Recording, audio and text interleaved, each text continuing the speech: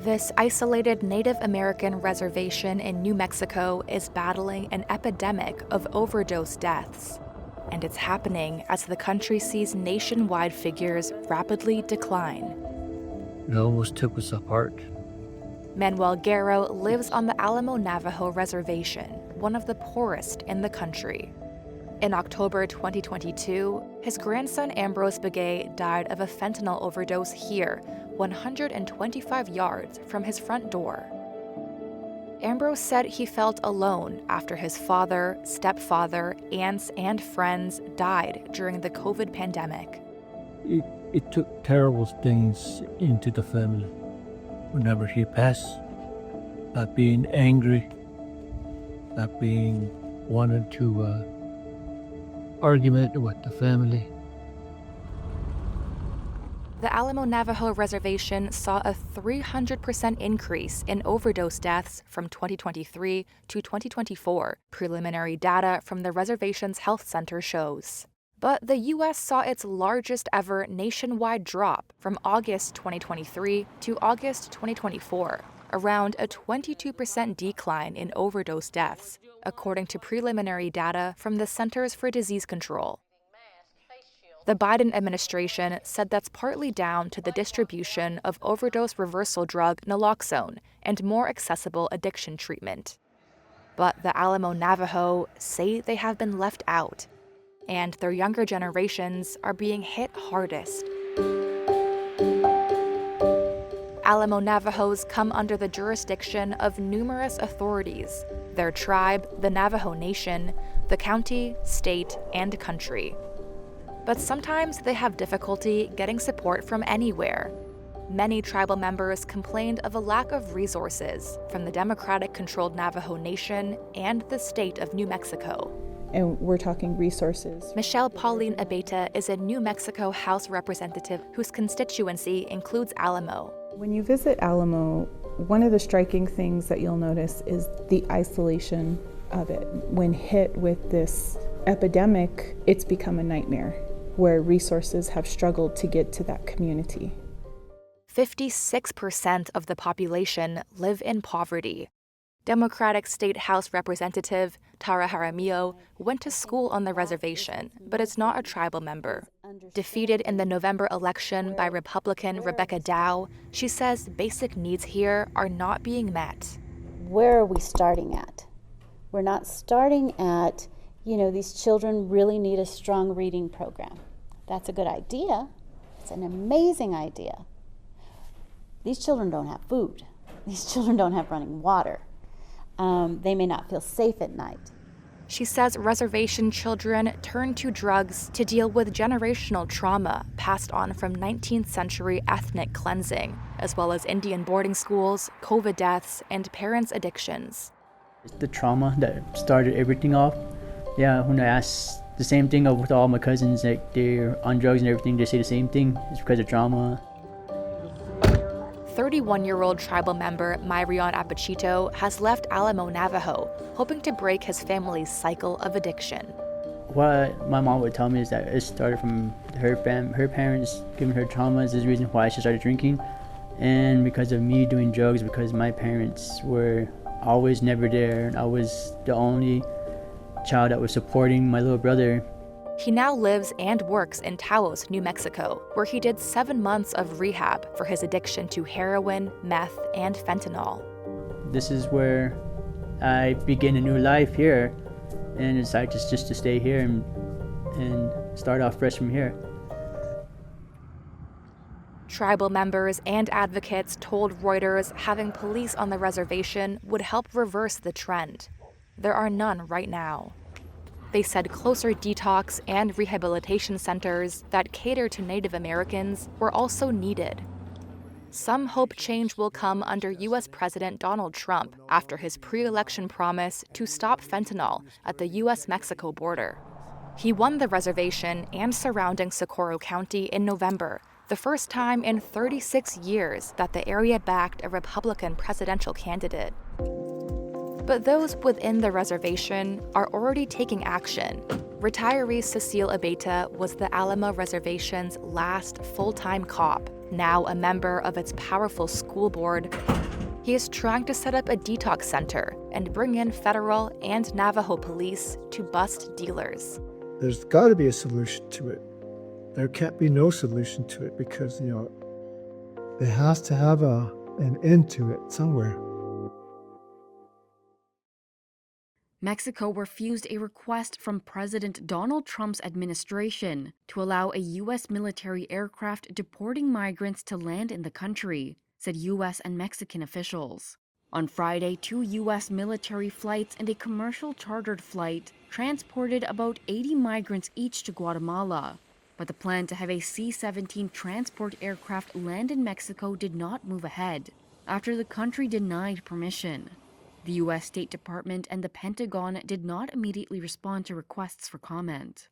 In a statement on Friday, Mexico's foreign ministry said it had a, quote, very great relationship with the U.S. and cooperated on issues such as immigration. When it comes to repatriations, we will always accept the arrival of Mexicans to our territory with open arms, it said. A Mexican official did not give a reason for the denial. Trump's administration announced earlier this week it was relaunching the Remain in Mexico program. It forces non-Mexican asylum seekers to wait in Mexico until their U.S. cases are resolved. Mexican President Claudia Sheinbaum said that such a move would require the country receiving the asylum seekers to agree, but that Mexico had not done so. Sheinbaum has expressed openness towards accommodating Mexican nationals who are returned. But the leftist leader also said she does not agree with mass deportations and that Mexican immigrants are vital to the U.S. economy. U.S.-Mexico relations have come into sharp focus since Trump started his second term, with the declaration of a national emergency along the two nations' shared border. The Pentagon said the U.S. military would provide flights to deport more than 5,000 immigrants, held by U.S. authorities in El Paso, Texas, and San Diego, California. So help you God? So help me God. Congratulations, Mr. Secretary. Pete Hegseth was sworn in Saturday morning as the next U.S. Defense Secretary, after narrowly securing enough votes for the position. The Senate being equally divided, the Vice President votes in the affirmative, and the nomination is confirmed. The tie-breaking vote was made Friday night by Vice President J.D. Vance, after 3 Republicans joined every Democrat and independent in voting no. I'm honored to have Pete. I think Pete's going to be a great Secretary of Defense, Pete Hegseth, and we're honored to have him. It was only the second time in history a cabinet nominee needed a tie-break to be confirmed. The 3 Republican senators who voted against Hegseth were Senators Lisa Murkowski, Susan Collins, and Mitch McConnell, who was the party's leader in the chamber until this month. In a statement, McConnell said, quote, mere desire to be a change agent is not enough to fill these shoes. Hegseth, a former Fox News personality and decorated veteran, is the most divisive candidate to clinch the U.S. military's top job, a position that has historically gone to individuals with deep experience running large organizations and who enjoyed broad bipartisan support. His nomination was rocked by a series of accusations, including one this week by his former sister-in-law, who said he abused his second wife to the extent that she hid in a closet and had a cold word with friends if she had to be rescued. Hegseth strongly denied the accusations, and his wife had previously denied any physical abuse.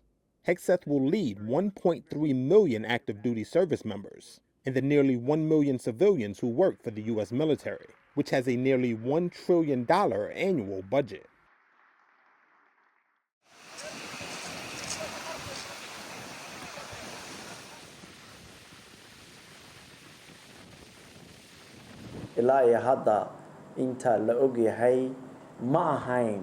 We have determined that their deaths were not caused by wounds from nets, as there are no wounds or cuts on them.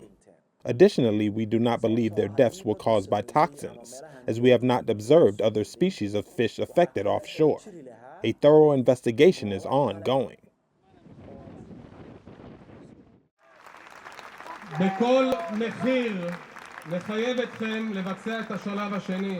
are a few seconds where you feel so happy that it almost feels like a euphoria, but then we're back to reality. There is nothing complete until every last hostage is coming home. And really the pace is very challenging. I would even say torturing. We don't feel that the mission is complete until all our hostages are back at home. And we're here on one hand to support and to be happy with the families that got their daughters back today, and also to tell all the other families that we're with them and we won't leave them and we'll keep fighting and supporting them until everybody is back home in Israel. And no one should stay in Gaza. No one.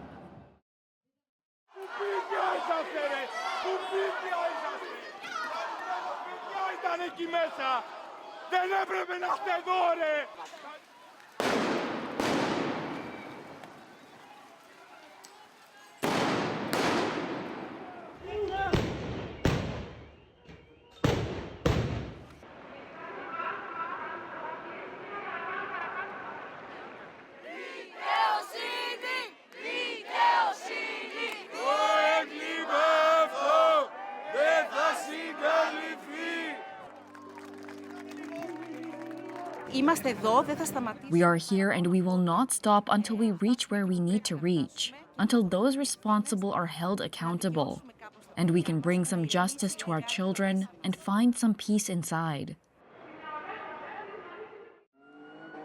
Israeli forces killed 22 people in South Lebanon on Sunday as a deadline for their withdrawal passed, said Lebanese authorities.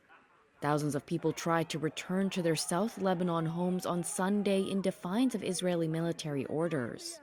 Lebanon's health ministry said 22 were killed and 124 wounded throughout the south because of what it described as Israeli attacks on citizens while they were trying to enter their still occupied towns. Lebanon's US-backed military, which reported one of its soldiers among those killed, has accused Israel of procrastinating in its withdrawal. The Israeli military said that it, quote, fired warning shots to remove threats in a number of areas where suspects were identified approaching the troops. This Lebanese man says that it's unfair to say they're forbidden from their homes after they've waited more than a year and 4 months to return. On Friday, Israel said it would keep troops beyond the Sunday deadline, set out in a U.S.-brokered ceasefire that halted last year's war with Hezbollah. The agreement set out a 60-day timeline for implementation. Israel said Lebanon had not yet fully enforced terms, requiring the south to be free of Hezbollah arms and the Lebanese army to be deployed.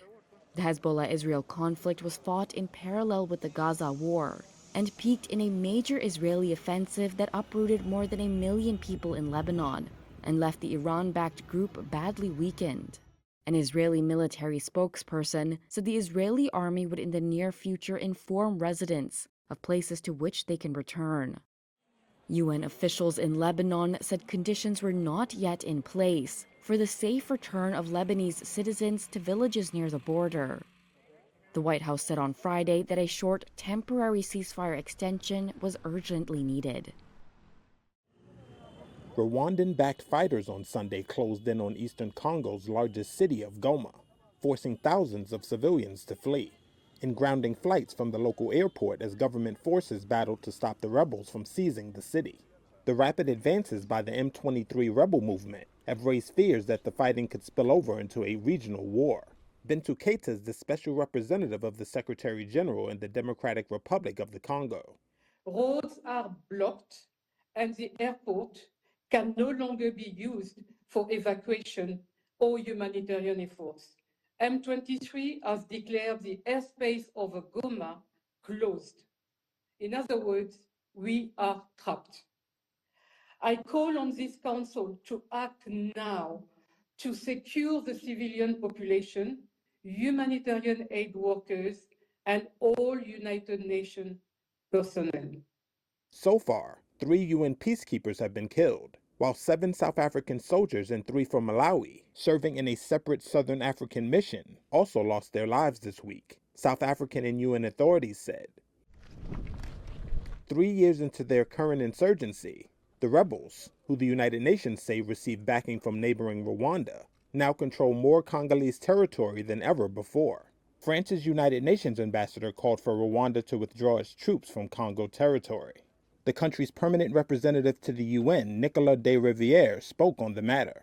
We strongly condemn the ongoing offensive led by the M23 with the active support of Rwanda. This offensive is causing major risks for civilians and must be stopped immediately.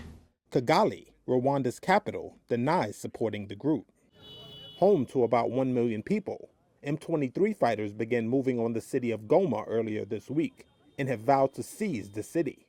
According to a statement by the Office of the UN Humanitarian Coordinator, several 100,000 people had been forced to flee. Congo severed all diplomatic ties with Rwanda amid this week's rebel offensive. A spokesperson for Rwanda's government did not respond to a request for comment. South Korea's prosecutors indicted impeached President Yoon Suk-yeol on Sunday. Yoon's lawyers confirmed that he faces charges of leading an insurrection when he briefly imposed martial law in December. The charges are unprecedented for a South Korean president. If convicted, Yoon could face years in prison. His lawyers criticized the indictment as the worst choice made by prosecutors, while the main opposition party welcomed the decision. Asia's fourth largest economy has been plunged in political chaos since Yoon's martial law decree on December the 3rd, which sought to ban political and parliamentary activity and control the media. Separate to his criminal charges, the Constitutional Court is also in the process of determining whether to remove Yoon from office permanently or reinstate him. That's after Yoon was impeached by Parliament in mid-December and suspended from power. At the impeachment trial last week, Yoon and his lawyers argued that he never intended to fully impose martial law, but had only meant the measures as a warning to break a political deadlock. Insurrection is one of the few criminal charges from which a South Korean president does not have immunity. It is punishable by life imprisonment or death, although the country has not executed anyone in decades. A number of top military officials were also indicted for their roles in the alleged insurrection. As tens of thousands of displaced Palestinians were blocked from going home to northern Gaza on Sunday, many rejected a suggestion by US President Donald Trump for Jordan and Egypt to take in Gazans, either temporarily or permanently. Trump told reporters on Saturday he asked Jordan's King Abdullah during a call to take people from Gaza, describing the war-torn enclave as a demolition site. He added that he was set to speak to Egypt's president on Sunday. Trump said he wanted to get Arab nations to build housing at a different location for Gazans, suggesting, quote, "We just clean out that whole thing." One Hamas official told Reuters Palestinians would reject any such offers, even if they, quote, "appear to have good intentions under the guise of reconstruction." The remark echoes the people's long-standing fears about being driven permanently from their homes. Palestinian analyst Ghassan al-Khatib said he believes Trump is looking to resolve Israeli Prime Minister Benjamin Netanyahu's political woes over the war. I think this dramatic statement from President Trump about transferring Palestinians from Gaza into Jordan and Egypt came in order to try to rescue Netanyahu from sinking in the sands of Gaza. And I don't think that there is a place in reality for such an idea. Jordan's foreign minister said on Sunday the country was firm in its stance against any displacement of Palestinians from Gaza, and Egypt has expressed a similar stance several times before. In central Gaza, this Palestinian said he completely rejected Trump's proposed solution, while another displaced man slammed it as a futile attempt to drive us away from our Palestinian land. They were among the many northern Gazans who had been stuck at roadblocks trying to get home, while mediators held talks with Hamas and Israel to resolve a dispute over their ceasefire deal. Israel had refused to reopen checkpoints to the north, saying the Palestinian militant group failed to release a hostage on Saturday or hand over a list of details about captives who were alive, while Hamas blamed Israel for the delay, accusing it of stalling. Though later on Sunday, sources told Reuters agreements had been struck over the release of the Israeli woman captive, with reports of progress in the ongoing talks.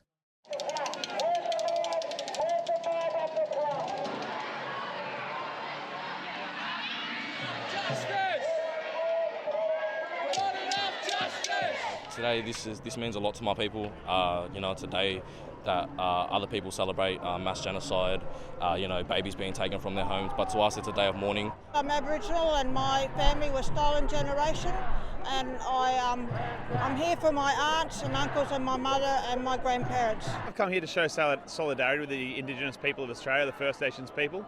The reason being is that it's been over 200 years of genocide in this country.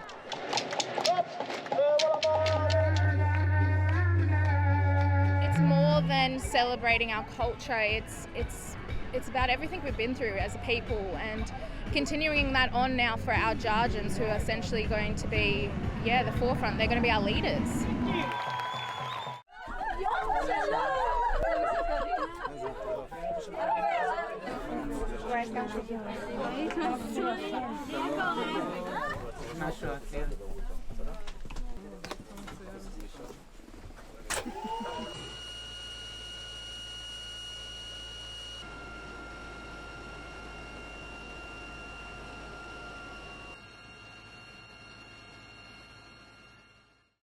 I'll also be signing an executive order to begin the process of fundamentally reforming and overhauling FEMA, or maybe getting rid of FEMA. I think, frankly, FEMA is not good. I think when you have a problem like this, I think you want to go and, whether it's a Democrat or Republican governor, you want to use your state to fix it and not waste time calling FEMA. And then FEMA gets here and they don't know the area, they've never been to the area, and they want to give you rules that you've never heard about. They want to bring people that aren't as good as the people you already have. And FEMA's turned out to be a disaster. And you could go back a long way. You could go back to Louisiana. You could go back to some of the things that took place in Texas. It turns out to be the state that ends up doing the work. It just complicates it. I think we're going to recommend that FEMA go away. And we pay directly. We pay a percentage to the state. But the state should fix this. If the state did this from the beginning, it would have been a lot better situation. I think you guys agree with that, right?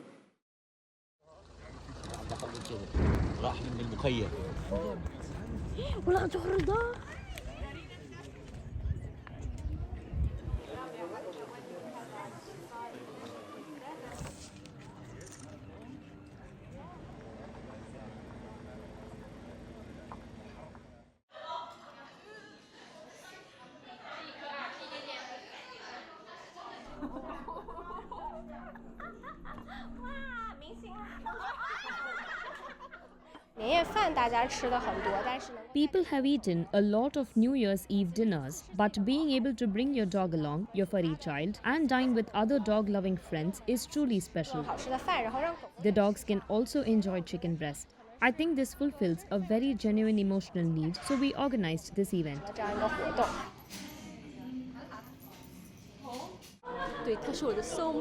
He's my soulmate. He's given me a lot of emotional support. When I'm happy or unhappy, he'll always accompany me. So regarding the reunion dinner, I'm with a good friend and we're eating together. We're experiencing the atmosphere of New Year together.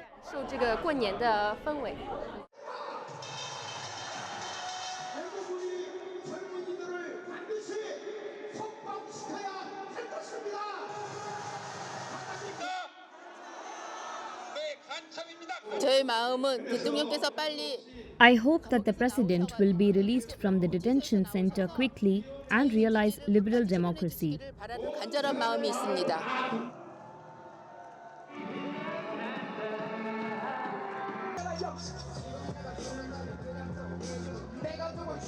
As a university student and citizen of this country, I wanted to make Yoon Suk-yeol, who has committed various illegal activities and insurrection, get impeached. So I came here to be with the people until the end.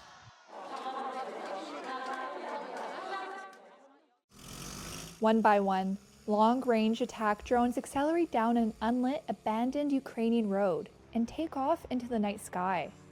Carrying explosive warheads, they're part of a Ukrainian campaign of long-range drone attacks that aim to inflict blows on Russia far behind the front line.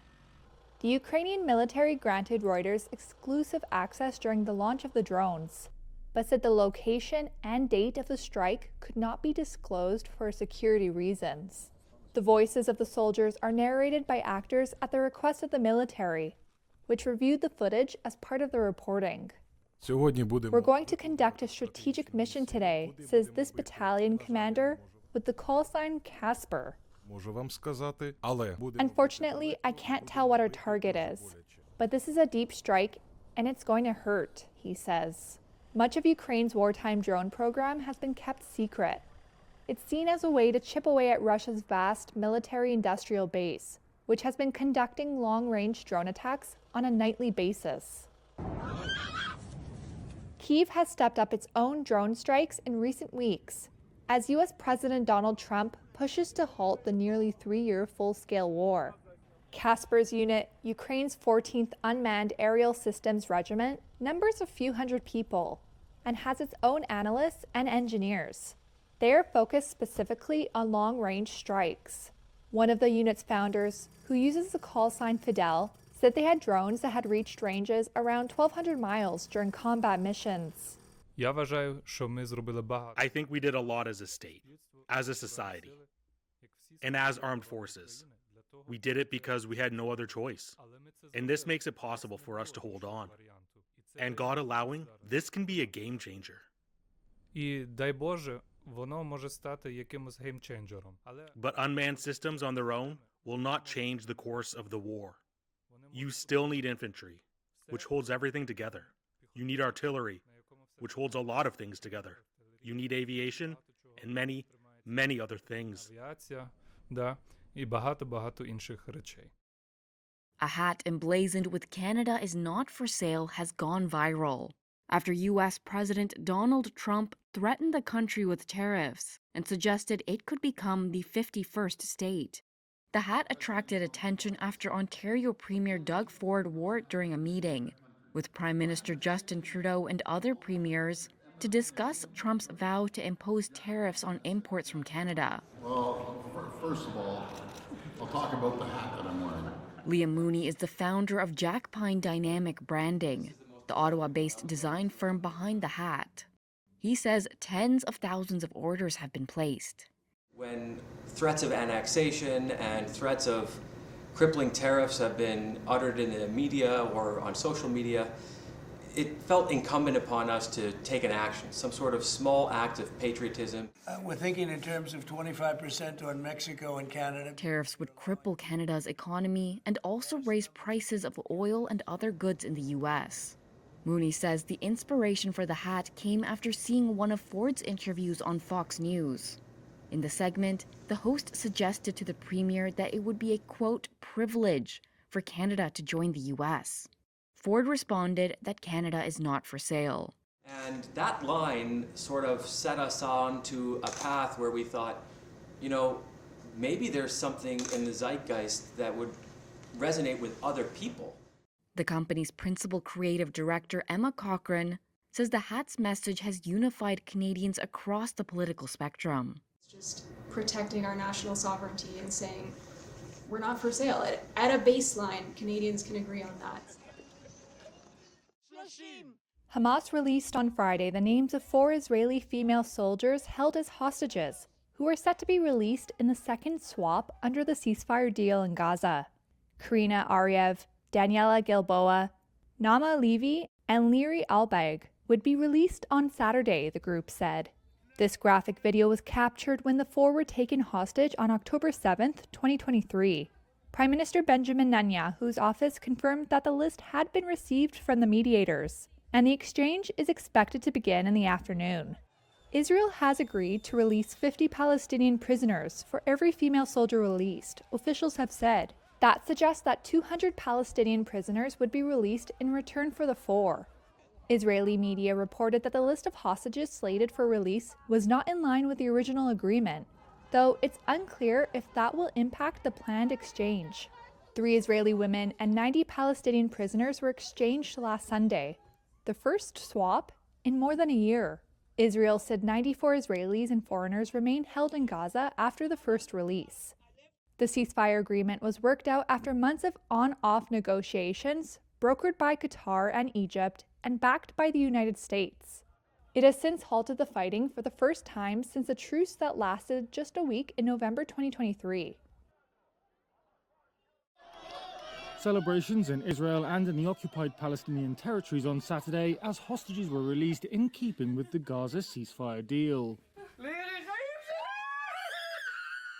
In Israel, 4 female soldiers reunited with their families, seen in footage released by the Israeli military. As Liri Elbag embraced her parents for the first time in 15 months, her mother told her, "You are a hero, you are home." She and Karina Arayev, Daniela Gilboa and Nama Levy had earlier been handed over by Hamas to the International Committee of the Red Cross in front of a crowd in Gaza City. They had been stationed at an observation post on the edge of Gaza when they were abducted in the Hamas attack on October 7th, 2023. And these were the scenes in the West Bank city Ramallah as crowds, including family members, welcomed returning Palestinian prisoners. 200 Palestinian prisoners have been released, Israel's prison service said. The swap is the second to take place under the ceasefire deal. The truce calls for Hamas to release 33 women, children, elderly, sick and wounded hostages over a 6-week first phase. In exchange, Israel frees 30 prisoners for each civilian and 50 for each soldier. Israel says those convicted of killing Israelis will not be allowed to return home. Around 70 will be deported to Egypt, Palestinian officials said, and from there to another country.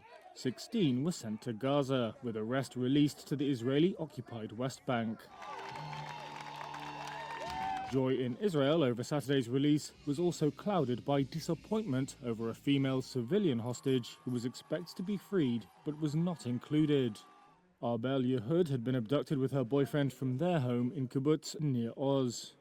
An Israeli military spokesman said the failure to release her was a breach of the truce. Hamas said it was a technical issue. A Hamas official said the group had informed mediators that she was alive and would be freed next Saturday.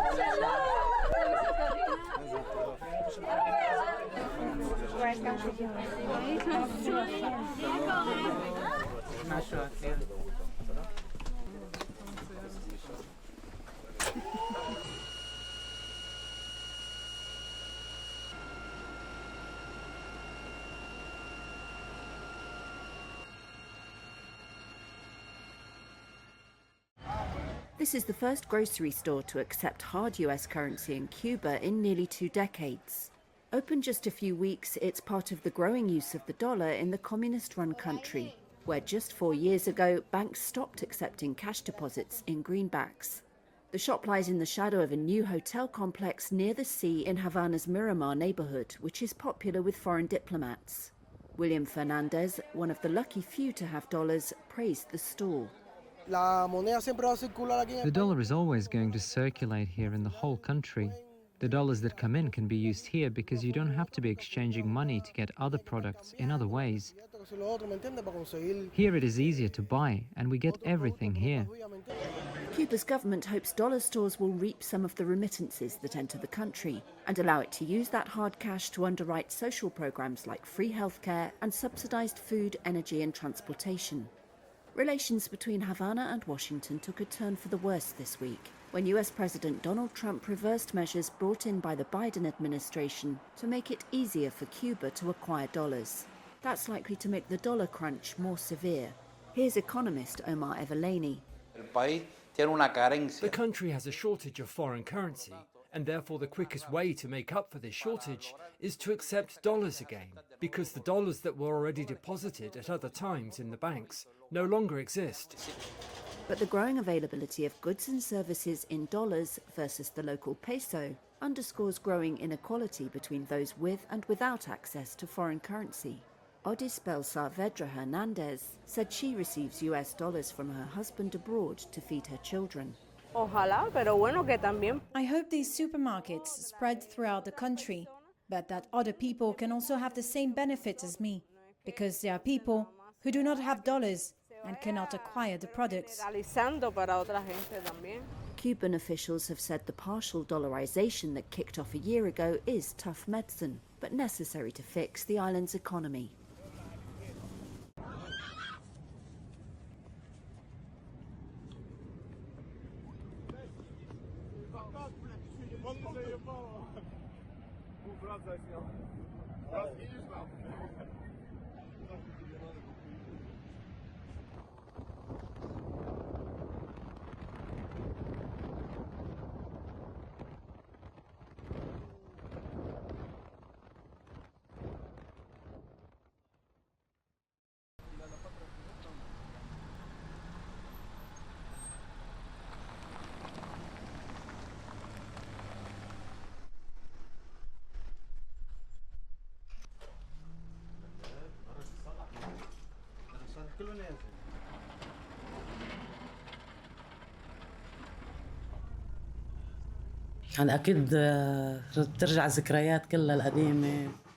Of course, all the old memories come back, how we used to live. Our home is a part of us. Thank God what happened to us happened to everyone, and thank God we do not regret what happened at all. Everything can be compensated for, and we are used to this. It is not the first time this has happened. In every war, this is what happens, and thank God, people will rebuild and stand strong, thanks to the determination of the youth. It has been almost a year and a half, a year and 4 months maybe, and thank God now we have come to see what happened. Thank God everyone is safe and buildings will be compensated, God willing.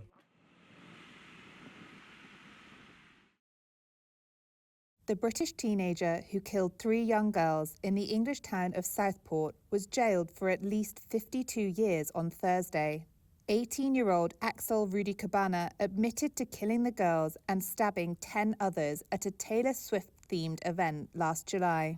Prosecutor Deanna Hare told Liverpool Crown Court that Rudy Cabana was obsessed with violence and genocide and had seemingly attempted to decapitate one of his victims. Judge Julian Goose said he could not impose a full life sentence, as Rudy Cabana was 17 when the attack took place, but he was unlikely to ever be released. His culpability for this extreme level of violence is equivalent in its seriousness to terrorist murders, whatever his purpose. Whether his motivation was for terrorism or not misses the point. Rudy Cabana was removed from the dock twice after shouting that he was unwell and refused to return to hear his sentence.